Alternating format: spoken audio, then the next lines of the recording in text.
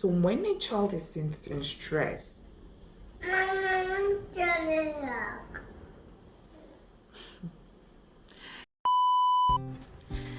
in today's fast-paced world, children and adolescents often encounter various sources of stress that can significantly impact their development and well-being. From the tender age of preschool to adolescent, the whole transitional phase, even into adulthood, these stresses can emerge from different sources and, if not settled, can have a great impact on their well-being as adults and as even members of the society. When a family experiences divorce, the units through divorce can bring forth a whole lot of emotional turbulence, leaving children feeling confused, overwhelmed, and all of that. Also, when children go through abuse or see abuse, witness abuse, it also creates a physical and emotional dent on them. And it can lead to a whole lot of psychological scars from childhood all through academic work and even through adulthood. It is important as parents and caregivers to understand the different triggers that causes stress in young individuals and to make it a pivotal role to recognize these sources and help mitigate them immediately.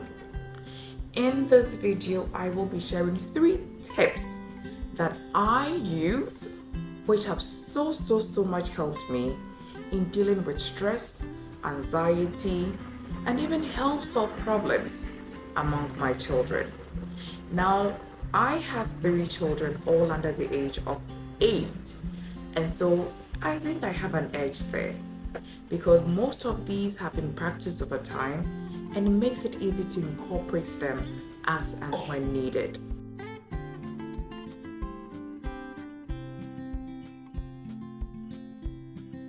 Tip number 1. As a mother on purpose, you must find it necessary to create a calm and a loving atmosphere at all times. This means that no matter what happens, you should be the emotional thermometer at home. You should be the example you seek in your own children.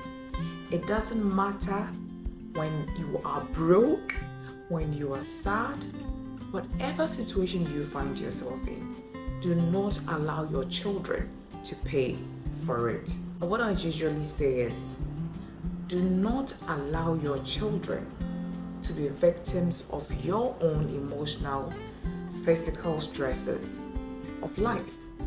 Because when this happens, what it means to them is that they are the reason why mommy is sad. And when children try to process things this way, it creates a lasting impression on how they see you, how they see themselves, and how they see the world in general. 2, teach a relaxation routine. Now, this is something that you must have done over time, and so it helps in that transition of getting them from stress to a calm situation. And so you have to make this a routine in your daily affairs with your children so that they get to know an introduction of it. An example is affirmations.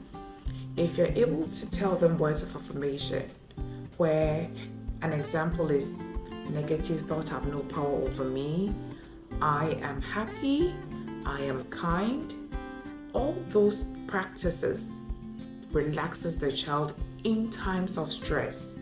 So they come in handy because you have prepared their minds and their bodies over time during the time of stress. Each time you find your little one in stress, try to teach them a relaxation. Try to practice the relaxation routine with them. What I normally do, which has really helped me, is deep breathing. And I usually practice that with my first daughter. She is 5 years old, going on to 6 years old. We normally do hold hands and then she will do the breathing in and out. I also get her to count 1 to 4 just to calm down and to share what she's going through. And of course, the third one, as in the relaxation routine, is to get her to say words of affirmation. And this helps us so much to calm her down, to help her process her emotions. When this happens, even when I'm not around, she is able to help her brothers to also process their emotions, and it has been so helpful. And my third and final tip is teach problem-solving skills. Now, this is very important, and it all goes back to how you are creating a calm and a loving atmosphere, and also being the example that you seek in your children. What I do is each time there is any sibling fight, I do not come in immediately. I allow them. I ask you, what happened? And then they share this. Okay, so go and tell your brother about how you feel. So teaching them problem-solving skills, allowing your children to solve their own problems helps so much. It helps so much, especially when it comes to sibling rivalry. And when you are not around, they get to find ways to solve their own problem. And this is one useful skill that they get to perfect and to use as adults in the real world. Finally, I would like to emphasize this point. Be the thermometer at home for your children, for your family. And so most of us mothers set the pace of how the home should be. If a mom is unsatisfied, the home isn't too happy. If the mom is not happy, the home isn't too happy.